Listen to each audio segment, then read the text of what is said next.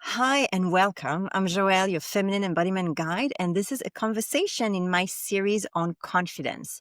Today, I am absolutely delighted to be in a conversation with a wonderful and multi-talented woman I've had the privilege of knowing for years now. Seasoned radio host, MC, author, entrepreneur. Let's welcome Cheryl Miles. Cheryl, it's a joy to have you with me today.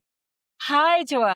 Well, it's so nice to reconnect with you in this way as well, and to also see through your work how what you've been up to and everything. And confidence is really such a big thing, I think, for us as women, and also for us as coaches and as entrepreneurs, because it's like the foundation of all the decisions you make, how you feel about yourself, and how you interact with others. So, thank you Yes. for having me.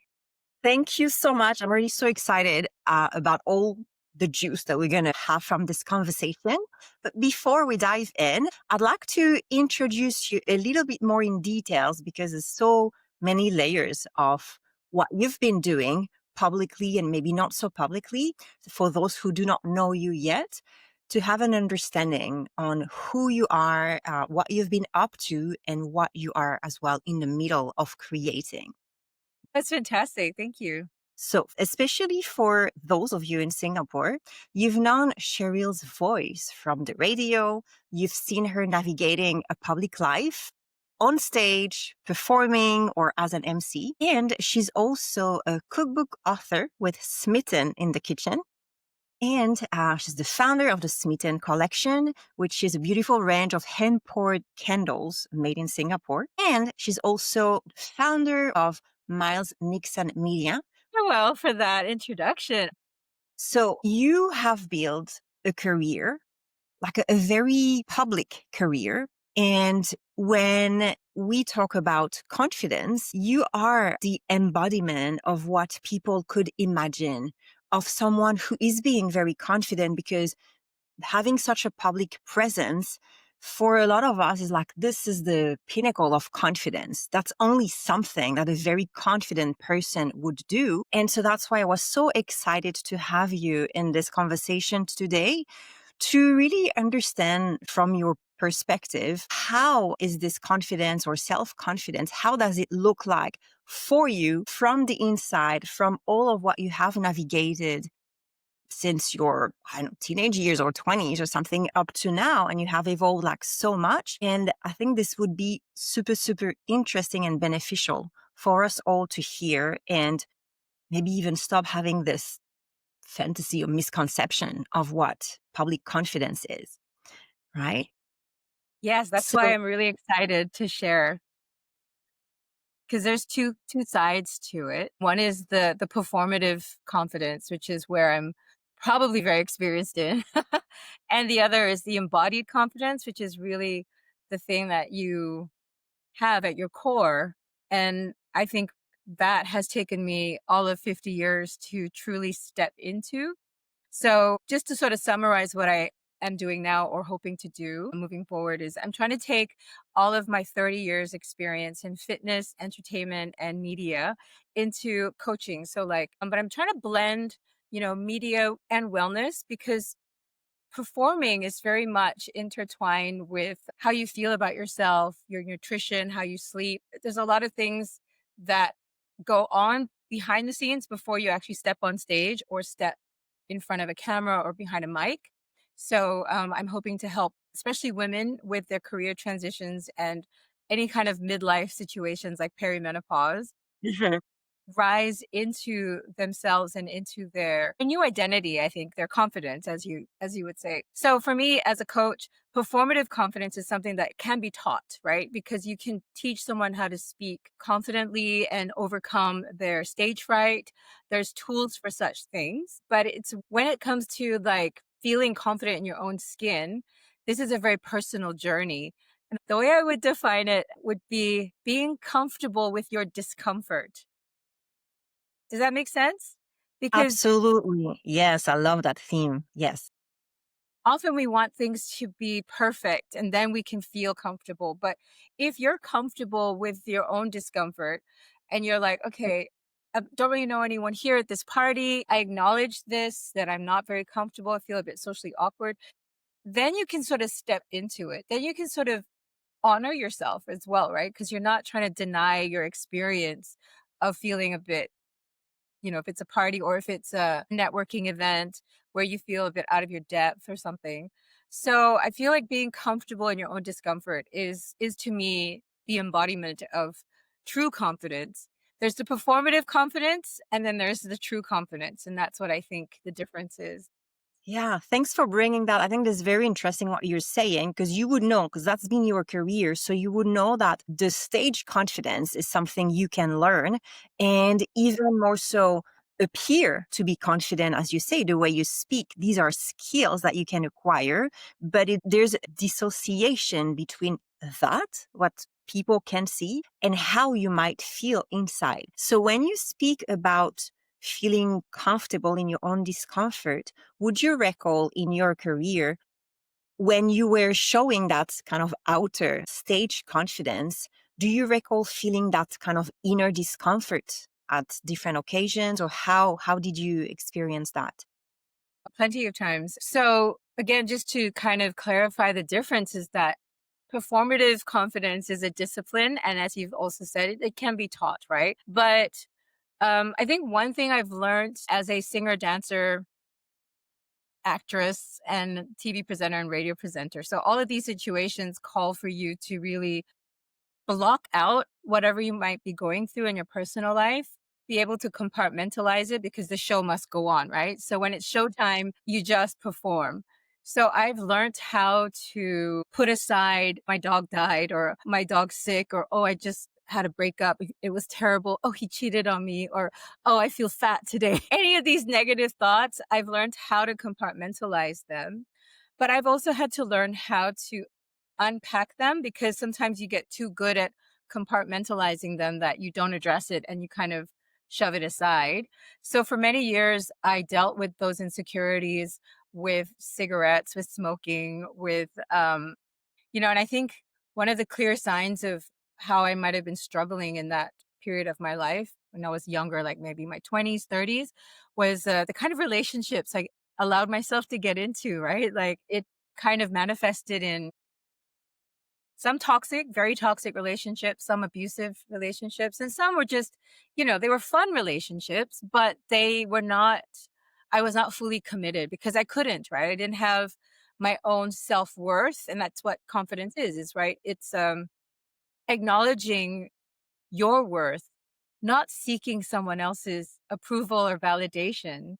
So I think my journey with confidence has been a long one because I was confident in many areas in terms of my talents and my abilities and how to negotiate for myself and how to work with the right people and advocate for myself and do the things that I did publicly or on stage or in my career. But inside, I had a lot of problems, right? I also had eating disorders and I was addicted to diet pills. And the thing is, when you put yourself out in the public eye, if you don't deal with your own demons, it kind of amplifies them because the spotlight's also kind of a magnifying glass because here you are trying to act, whatever the role may be, hot, sexy, this or that. But the more you try to, I guess, flesh that out, the more because it has to be congruency, right? Would you agree? What you present and how you feel has to be in alignment because your soul and your spirit, your cells, everything will know when something's not right. And the more you try to act confident and the more you haven't dealt with your inner self, the more difficult it is to, I guess, deal with it. And so I drowned myself with relationships that weren't going to go anywhere. I distracted myself with cigarettes and did all the other stuff. So, I think that's where we met. yes, that was, I was doing not in the public eye, pretty much doing the same thing. But well, yeah, friendships stay, so it wasn't all bad, right? Uh, exactly. but I love what you're saying, and when you speak about to go back to that difference between the performative confidence and how you actually felt, and how you were explaining and expressing the fact that no matter what happened in your personal life when you're on stage or when you're performing, this is not part of the picture because you're playing a role. And it just makes me think that you did play a role, let's say, because that was part of your work. So you knew what you were doing. But how do you even learn how to draw that line between, okay, now I'm going back to myself. And when I'm in my personal life, I'm not going to wear any mask? Or do you feel that because you've been wearing that mask, that somehow that becomes how you live your life outside of the stage and the camera? Interesting. I guess this is also probably why I'm really an introvert at heart, because I think a lot of people who may know me socially may think, "Oh, Cheryl, she's so outgoing," and I am when I'm with the right people. And when we met, the friends we had, those were really great people, I thought, and we had a really great friendship. So you guys got the real me. And I think there's many facets to our personality. I can be very shy as well, but in situations where I truly was confident, truly was insecure and not as confident and was faking it, so to speak, because it was for work or when I acted on television and, TV puts whatever 10 kilos on and you start criticizing yourself, even though no one else is, right?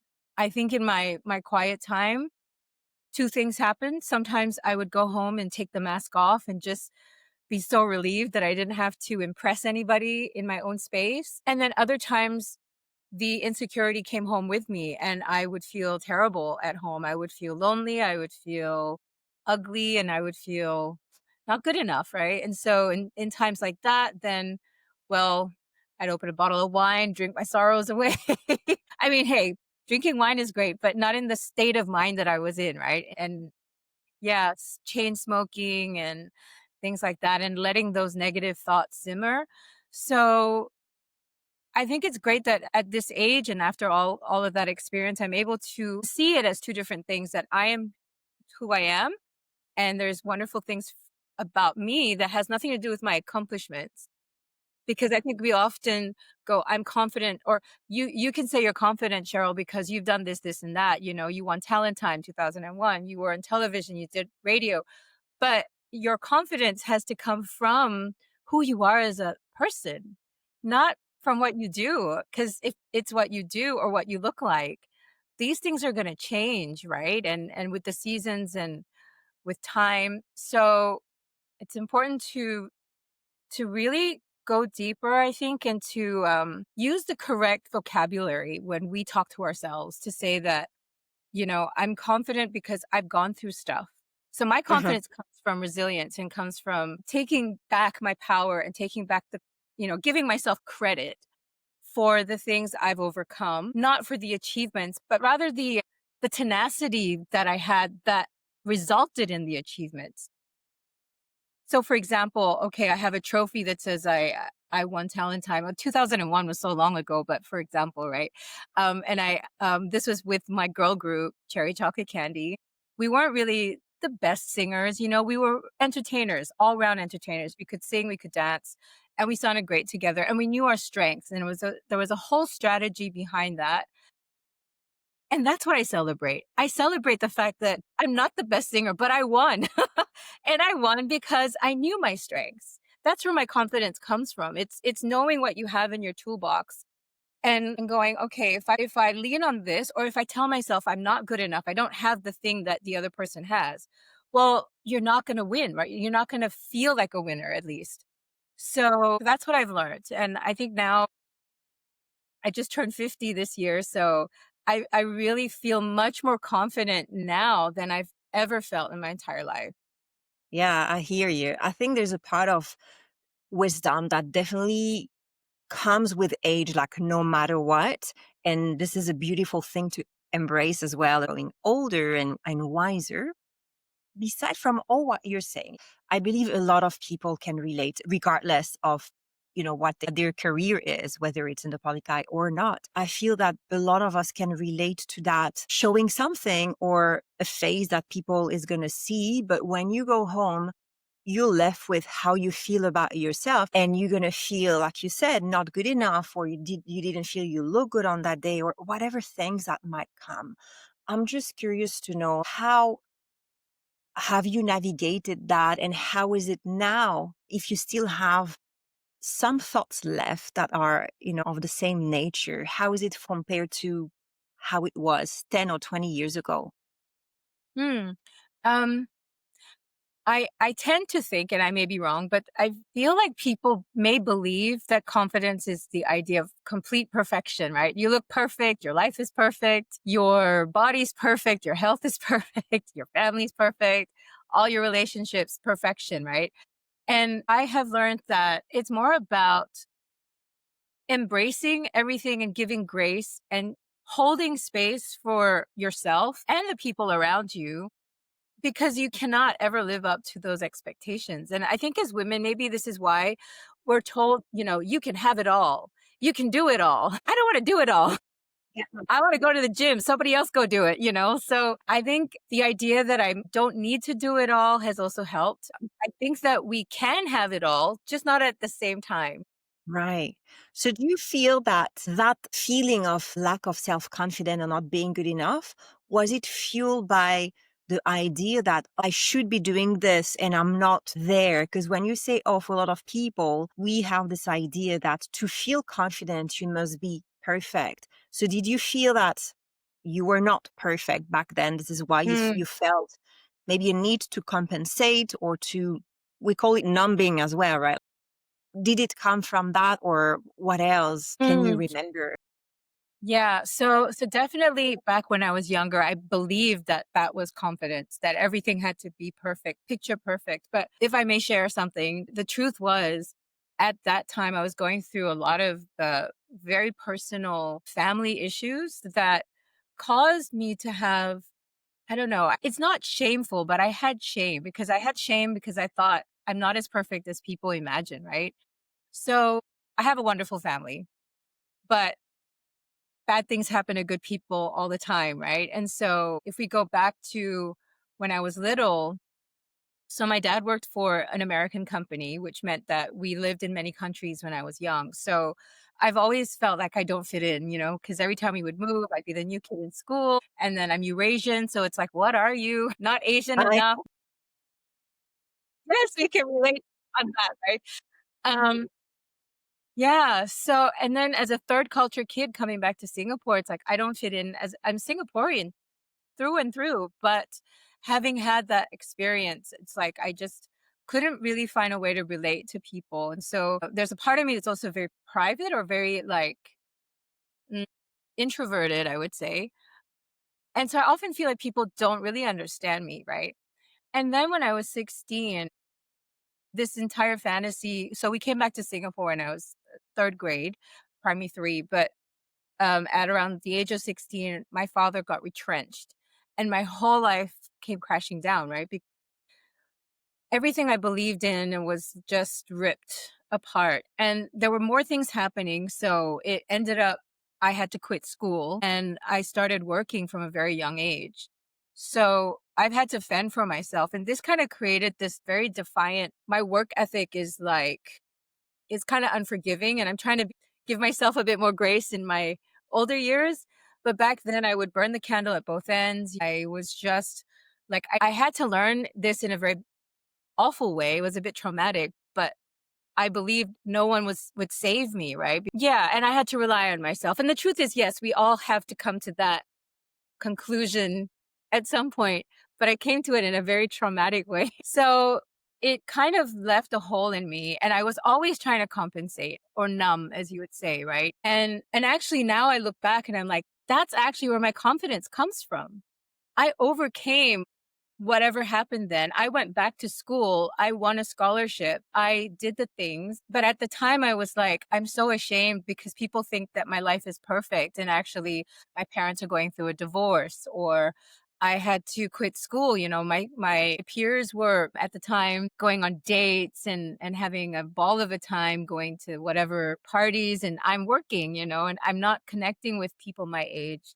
So it just really felt like I had to kind of pretend everything was great. But now in retrospect, and for me, because I spoke on congruency, because true confidence comes when what you present and who you are one and the same. And to do that, I had to kind of sew myself back together or find the ways where this thread linked to this thread and then kind of link them back because there was a lot of things that were not connected and it made me feel not whole. I can't explain it, but I think you understand. Yeah, especially people, they would also make up stories or just imagine how your life is while they know something about you, a little bit about you, or they like to just create something. And the more you hear it, and when you have certain part of uncertainty in you, is like, okay, what's true, what's not. And when you say, I so agree, like what's in the outside and the inside, they have to match. But sometime comes a point where you don't even know. A lot of people are confused on their identity and who they think they should be, who they truly are, and how it's all coming together. It has to make sense, but often it doesn't. And that's when you start to ask yourself those questions, which can be, again, like not comfortable. And for me, I think there's beauty in learning how to navigate that discomfort so you can come more, yeah, more wise or learn something about yourself. And be more whole. I feel more me today than I felt before. And it wasn't that I wasn't myself around certain situations. I think there was parts of me here and there, but I feel like having turned 50 and being excited about this new decade ahead, it's almost like I get to revisit the past and go, okay, I'm going to take this part of me because she was awesome. Holy cow, that girl did a lot. I'm going to take that. Miss the body. Like, I think sometimes when we get older, we're like, I feel old and frumpy because I don't look 20. I don't want to look 20 Well, anymore. you're not, right? So I'm that's not. normal. That's just normal. Yeah. Yeah.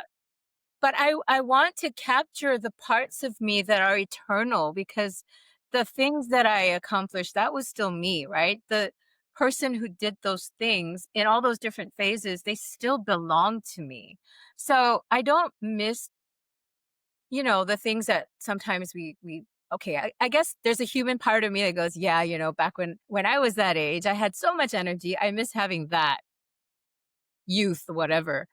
Sure, but I have to stay grounded in the fact that while I think two thoughts can exist in the same space, that I can miss that, but also be very practical and reasonable about it and say, the truth is, the thing that I still own and still have today, no matter what age, is that spark, and the lesson that you pull from all of these things.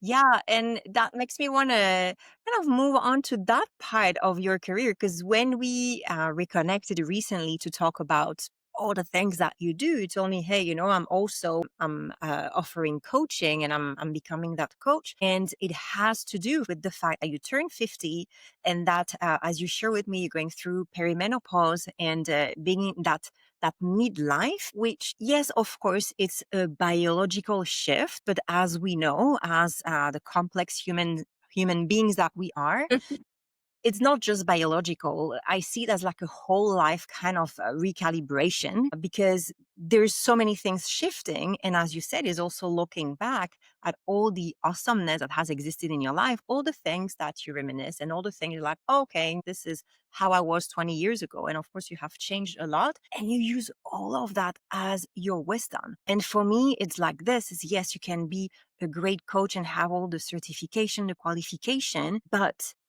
it's just a part of it. The other part is your lived experience, is the resonance that you can hold for your peers so you can lead them on a path that might be very different from yours, but where you're going to have some commonalities and you would just get them and understand. And I feel that with all the so many layers to who you are, you have already like that depth and that empathy and that understanding of how it is to be a woman and how it is to have these different facets. So I would love to hear how now as you're stepping into that career of yours, which is still quite new from what I understand, how would you describe your experience into stepping into coaching? So I quit radio 2 years ago after 16 years, right? And for a long time, one can say that was my identity. Because I've shifted from I started off as a fitness instructor, then dancing, then singing, then dancing, singing. And then all the time I was also teaching. So I also used to coach, well, not coach, but I used to teach dance classes. I don't know, kind of like coaching, not really, but and then I started acting and all that stuff. So I've always evolved my career has always evolved with me, I think. So, but this time around when I quit radio, I kind of like, I mean, I've done this before. I've quit to transform into something, but I kind of was stuck. I was like, what do I do next? I don't know. Yeah. So I did the craziest thing. Thanks for mentioning my cookbook. So I wrote this cookbook, and the cookbook is a journey of love because, as I mentioned, I had a lot of internal struggles and that affected my relationships. And so when I finally met my husband, I was 43 when we got married. And so I wanted to share, it was kind of like a letter to my younger self, all the love lessons that I wish I could tell, someone who is younger or someone like myself, right? And so it's a journey of love with love lessons and food and recipes. And I wanted to kind of, when I quit radio, I was like, well, what do I do with this? I have a fitness background. I love to cook. A friend actually spoke to me and said, why don't you study to be a nutrition coach? Because then you can help provide recipes, meal plans as well. And then you have a fitness background so you understand how the body works and stuff. And I'm like, that's a really great idea. But I kind of like to think in a very big picture sort of thing. And because of my marketing and media background, I'm like, it has to be more than just studying nutrition coaching. I mean, okay, and then what, right? So the missing piece was, and this has, I think, so thank you for asking these questions because as you're asking them, they're kind of making sense to me. But I realize that a lot of the shifts that I've made, we often think that our worth or our direction is based on what we know, right? So if you study medicine, therefore you're a doctor. But I think it's bigger than that. I think it's who you serve. And when you identify who you serve, everything falls into place. Then you have meaning behind why you're doing what you're doing. And so I couldn't figure this out. And in the meantime, I'm going through perimenopause and like, oh, I can't stand this. I have no energy. What is going on? What can I make what can I cook? Because I believe food is medicine, right? And I also believe in taking medication. So I finally got HRT, which I highly recommend. It's hormone replacement therapy. So for Right. all the good things you can do with the lifestyle, go exercise, go eat lots of protein, none of that can actually replace your hormones. Mm. That can only manage your symptoms. And then it suddenly hit me. I'm like, that's who I should serve. I'm struggling with perimenopause. I'm telling myself I need to eat better. I need to take care of myself. That's who I should serve. And all of that made sense. So it took me 2 years to figure this out. And in the meantime, I started a candle company. I've always been creative. And another philosophy that I have is that, people often think that the opposite of depression or sadness is Uh-huh. joy, or I don't know, but I read this somewhere, and the opposite of depression is expression.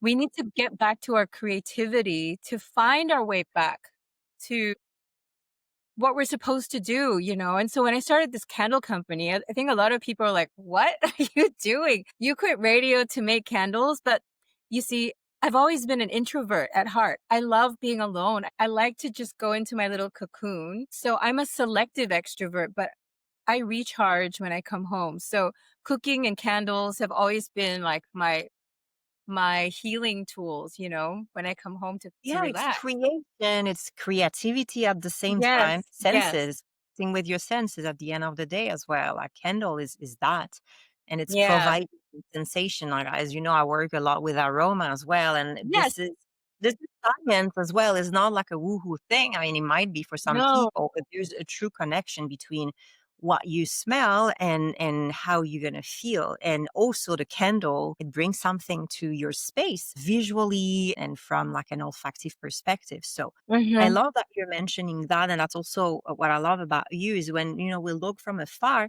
some people might think exactly from MC or like a entertainer or all the things that you've done to making candles. Some people might think like, what the hell are you doing? But as you said, it's not so much what you do is who you serve as the demographic, but it's also what are you serving? Like, what's the big picture?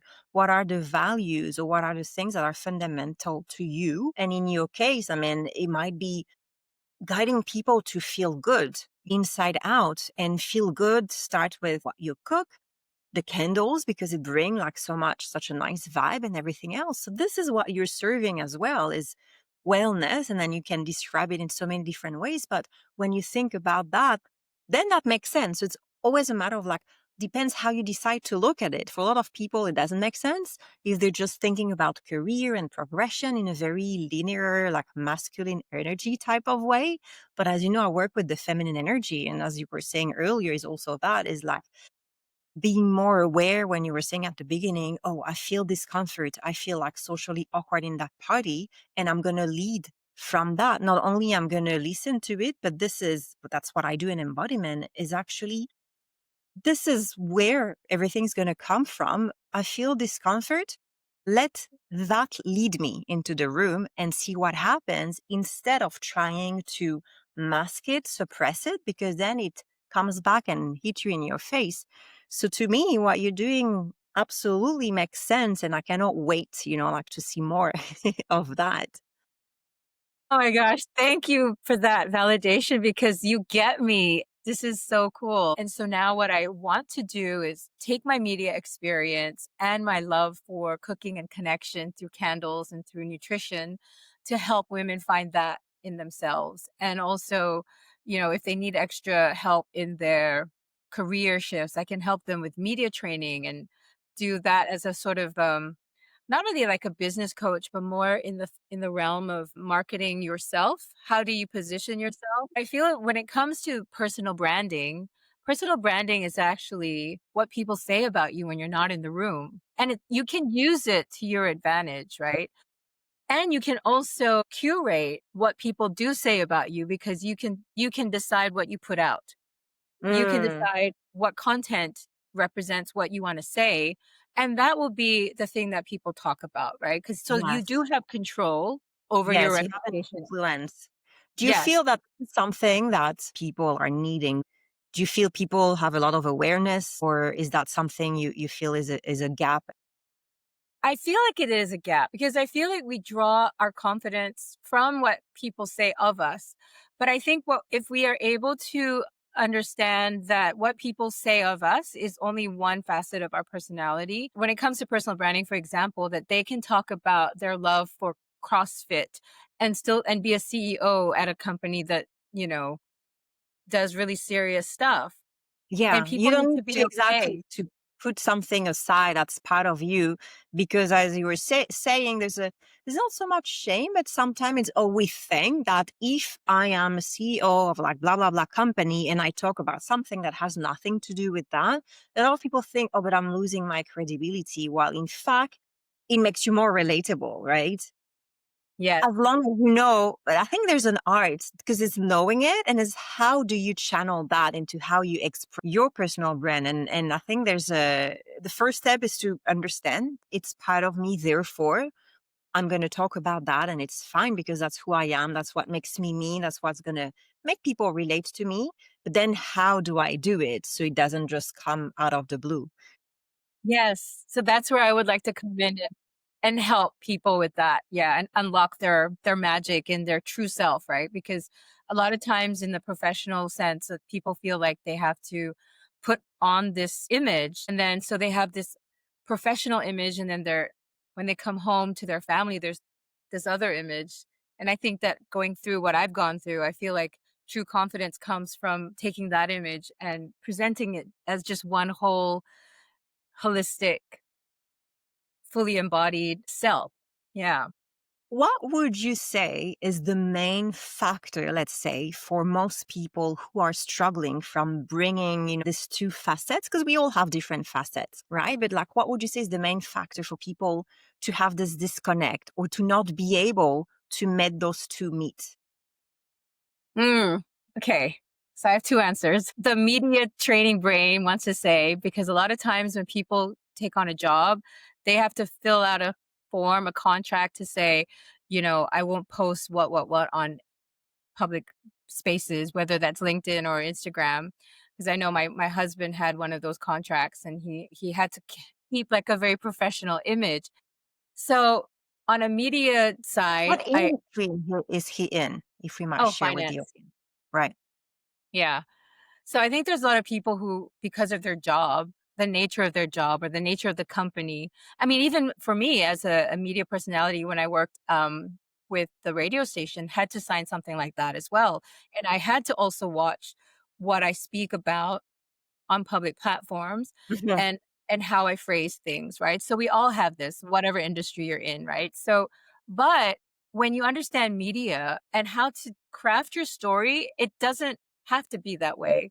Of course, Mhm. be very, very careful. You don't want to insult anyone. You don't want to say anything that's inflammatory, but you want to curate what you talk about and how and what's the lesson out of it, right? So you're not just exposing yourself to people Mhm. for criticism or for whatever. Oh my God, Cheryl, what are you wearing? For example, right? But if what I'm saying is more important, then why are you looking at what I'm wearing? I don't post for vanity's sake. I post hopefully to share a lesson and to connect with people. And I think yeah, and I would like to help people curate their message as well, because I feel they're probably afraid to do that because of their professional agreement. And then secondly, they're insecure about certain things. But the thing is, the more you do that, the more you put yourself out there, if you curate it the right way, this can be Mhm. a very, very powerful tool, both for your confidence and for Yeah. your professional image as well, I think. Yeah. But I think there's an art. Talking your example, and earlier you shared a story where you tagged me because you were like getting ready for our interview, where you still had your hair a little bit messy and everything. I love that story. That made me laugh even more because it's you just being a bit silly and funny and say, "Oh, look, I better get ready and I better warm up because we will have an interview coming." And I love that. And I think this is the kind of content that people love to see as well.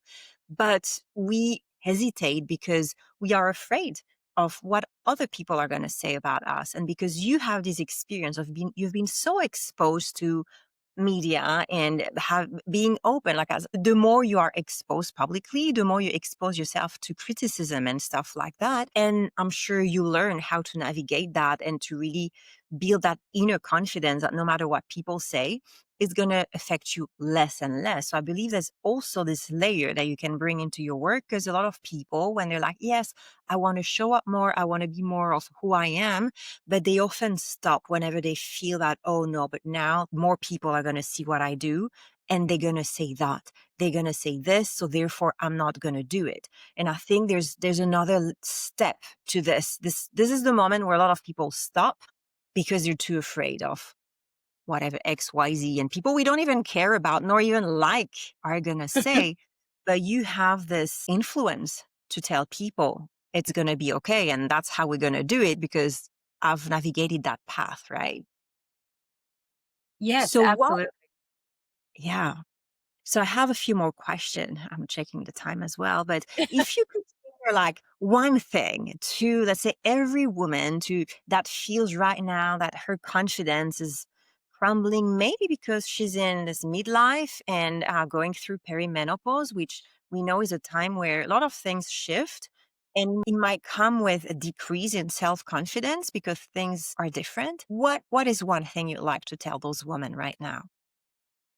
So, I think that it all boils down to how you frame things, right? Because if your lens is not positive, if it's a negative lens, then it doesn't matter what you say or whatever, because it's already how you're viewing it. It's going to be negative. So, I never studied NLP, but neuro linguistic programming, but I totally believe in the power of words, right? So, as someone who's gone through performance in all stages, want to be better, right? So you're going to look at yourself and you're going to critique. But it's important that you critique and not criticize. And I think those two words are very important. So if someone is going through, um, they're a bit of a perfectionist, or they're very proud of their work, the first thing I would say is critique, don't criticize. So, for example, if you're going through perimenopause, your body's trying to speak to you. It's trying to tell you that maybe you need to slow down. So don't criticize that as a thing like where, because I know I've said this to myself before. It's like, I wish I could do more. I feel so useless. I promised a deadline and I can't meet it. And it's a constantly giving yourself grace and constantly checking in with where you're at, because our energy and our time, these are not infinite resources, right? They're finite and they depend on many things. They depend on your mood that day. They depend on whether you slept enough. And during perimenopause, all of these things are going to get tested, right? Because your patience is like this little, but it can inform you what you should be focusing on. And in retrospect, I think I was in the depths of perimenopause when I quit radio. And, um, and I had been wanting to quit for a long time for several other reasons, but it was during perimenopause that I had the courage to say, "That's it, I can't do this anymore." Mhm, And I yeah. want women to embrace that as a signal for change, not as a signal of like, I'm giving up or I'm not capable anymore, because something else was calling me to serve in a different way with all the experience that I had. And I felt like radio was kind of just putting me in this one box, like, "Oh, we like your voice. We just want you to play music." And I'm like, "But I have so much more to say." And it wasn't giving me that platform to connect with people in the way that Mhm. I wanted to. So I think it's about how you frame it. And now I don't call it perimenopause because yes, it reminds us that we need to put a pause on certain things. I want to call it perimenopower because because it reveals to you so much. And if you really tune in and listen, you're going to find the areas that are truly going to fill your cup. And that's what you pay attention to, right? That's where you redirect and you go, I cannot do it all, but I Mhm. can focus on the things that give me joy and that give me energy, because I'm so energized now to serve women in this way than I was just going on radio and playing a couple of songs, right? And that used to drain me. So if we look at this as a through the lens of what are these symptoms trying to tell me? Is it telling me I need to go see the doctor? Because if it is, please don't hesitate to find out what's wrong. Because I know women, we like to say it's, I have a very high pain threshold. I'm fine, right? But if something hurts, it doesn't have to hurt so much if it hurts just a little bit, because during this time, we're also going to be potentially possibly going through things like fibroids or polyps, or if you have a heavy cycle, that's telling you something, right? So go get your levels checked. Don't put yourself last. This is a time to put yourself first. So it's not perimenopause, it's perimenopower. I love that. And I love the fact that you bring such a positive, you're talking about that. Like, is it a positive or negative approach? Because that defines everything. And often, especially when it's kind of male driven, when they talk about perimenopause, they often put it at, oh, this is, like a sentence or something like terrible that you have to go through. And like, these is all the symptoms that you're going to have. And we learn first from that perspective. And like, oh, I don't look forward to that. And of course, I'm sure there are a lot of symptoms that, well, are not so pleasant, but the way that you frame it, it's kind of like a blessing in disguise that, oh, if I feel snappy, I don't have a lot of patience, or my energy level is different, and I feel like this, like that, what what is my body telling me is to maybe focus and prioritize and get and go and see the doctor, prioritizing myself. These are like very empowering message. I wish we heard more when it comes to that time of life of a woman that is actually many years, and it can be such a beautiful experience. And when I hear things like that, I'm like, that sounds like hot, I want to be there. And it's more like, okay, I don't have time for bullshit anymore. That's the way you Absolutely. make it sound. Yes. And that's where you just cut. You cut your own bullshit, other people's bullshit, and you kind of fine tune it. And the thing that's really interesting, and I read this somewhere, and I hope I'm getting the stats right. There's two times in our life where we age at a very quick rate. I think it's 45 and 60 or something like that. Mhm. And the thing that happens around the same time is that because our bodies are reminding us, hey, you're not going to live forever, is also, so you might want to frame it negatively and say, "Oh my god, I'm getting old, I'm falling apart." But again, frame it positively, because another study reveals that when we encounter health issues is when we truly start questioning our meaning in life. Because it's only when you contemplate, "Oh my god, if I die, who will remember me? What am I going to be remembered for?" So why I want to call this phase perimenopause is because this is when you truly step into your purpose.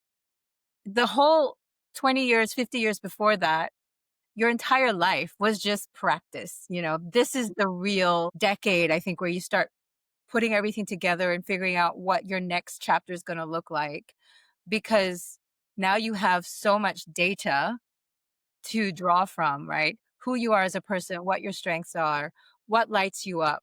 And then when you can look at that and truly unpack all of that, your purpose will just come through, I believe. So it's a very exciting time.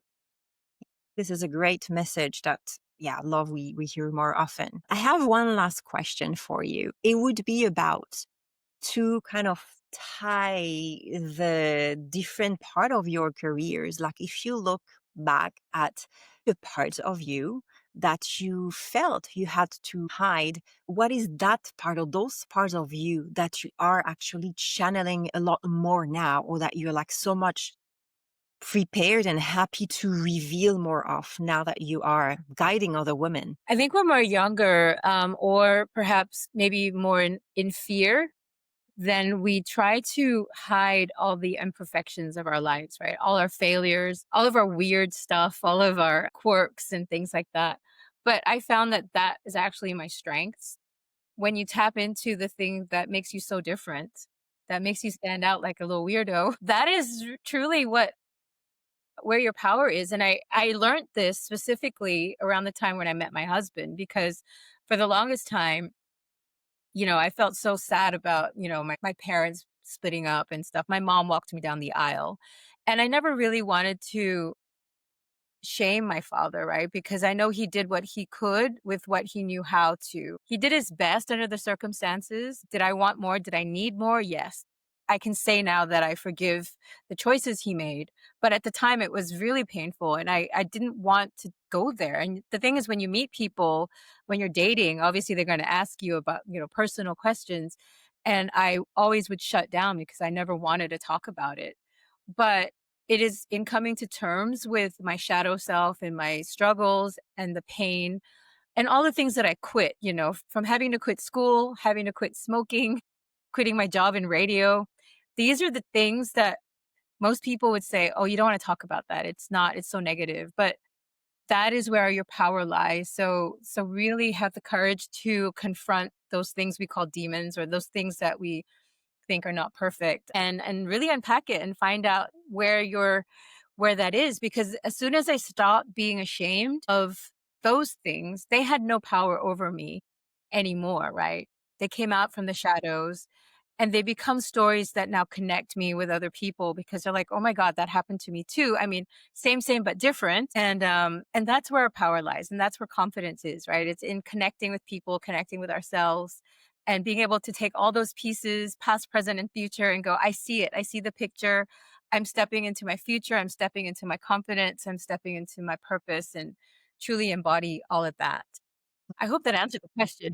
Yeah, so beautifully. I love that because as you're saying, this is what connects us. It's is our humanity, and it's Mhm. not perfect, And anybody trying to show that, we're gonna know what is there that you're not telling us. And there's a Yeah. time and a space. It's not about forcing people, but it comes from within to know that this is safe. And probably when you met your husband, you felt safe to be like, this is part of me, and I feel safe right now. Maybe because it's him, maybe because it's the situation, the moment in your life where you're like, now I am. And you liberate yourself. Like we always say, like that power is at the other side of shame. And when you don't feel ashamed from like parts of you that are just you, they become a source of power because nobody can use that against you, even, and starting with yourself. So this is such a beautiful message that you're going to share with like so many more women that you're going to impact positively in their life and in that part of their journey. So thank you so much, Cheryl.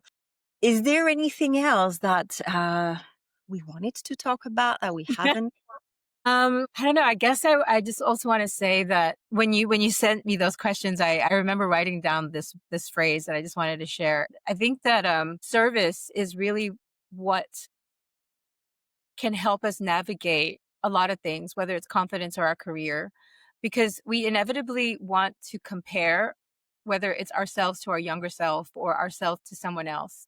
this is normal, right? Our brain works this way. But when you put yourself in service of others, whether this is through volunteer work, I think especially through volunteer work, you kind of get the validation or the confirmation of the worth that you're bringing to the world, right? Because I remember when I was dancing as a professional dancer, I also was teaching youth hip hop on Saturdays at YMCA. And I was also choreographing as a volunteer for the Singapore Deaf Association. Deaf people can dance, yo. Like, they are so good at feeling the rhythm. And when I wrote the cookbook, I also made it an effort to raise money for those in need. And thanks to the community, we raised $15,000 for Food from the Heart, which helps people buy groceries. Because when I wrote the cookbook, I'm like, well, what about people who can't buy food, right? So I think when we, instead of trying to put ourselves in a position where it's like, I need to be better than the next person.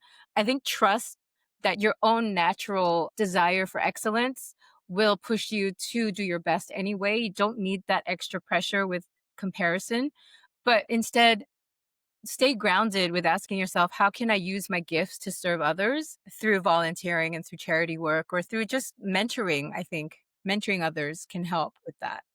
Sorry, this Absolutely. came out of nowhere. No, that's beautiful. And it makes sense because I totally get it. It's like, oh, when you're thinking about these recipes and cooking and how you enjoy that, there's this other part of you thinking, oh, what about those people? And I think this is it. When you're saying like, who am I serving? And that's what you want to do. You want to serve like nourishment, like overall, and then you're going to think about those who do not have that that use maybe of your book, because their primary concern is, am I going to be able to feed myself and my family tomorrow? And thanks for this reminder, because the thing, it doesn't matter what we do, whether as coaches or whatever else, there's a part of us that I believe need that part of service. And it's not about, oh, I'm going to, make more money, I'm going to sell this or that. It's more so the mission that I'm serving. I think it's a great question for anybody wondering, what is my mission on this earth? When you realize that, oh, I want to serve people in that way, and mostly people who cannot afford me, what is it that I want to give anyway, regardless? Because my mission is not just to get rich or whatever. My mission is to serve that purpose. And if you do it conditionally, then it's not a real purpose. It's just a career choice. But when you're like, I'm so dedicated and I'm going to do it, I'm going to pick a day of the week, or I'm going to allocate a certain amount of time to help those people, that's when this is my path and there's no question. And so I think it's a great reminder for everybody to ask themselves, who am I here to serve? What purpose am I here to serve? And are you going to do it as a proof, right? So thank you. Thank Thank you so you for much. this, Thank Joelle. you. Thank you. Well, for me, it was great. I mean, I remember like you had like so many different careers, and just reminded me how many things you have done. And it comes each time with a layer of wisdom and understanding of yourself. And I thank you so much for sharing what you're up to now, what you're up to next. I cannot wait to see more of that. And yeah, I think as coaches, maybe mainly, we're constantly working on ourselves as well, and always introspecting and asking questions to others, to ourselves. And I think there's a constant evolution, like nothing is still, and we are evolving as well as human being, and whatever we learn is also something we're able to share. So I think that growth of yours is really like a great example and a great model for a lot of people to see, like, don't stop, do the things that light you up, whether it's making candles or anything, because there's always a thread. Even if you don't see it at first, there's always something when you listen to your inner guidance. And I think, yeah, you illustrate that so beautifully. So it was a true, true, true pleasure and honor to have you with me. And I'll talk to you again soon. Hopefully, I'll Yes, get to see you please. soon as well. All right. Take care. Bye bye.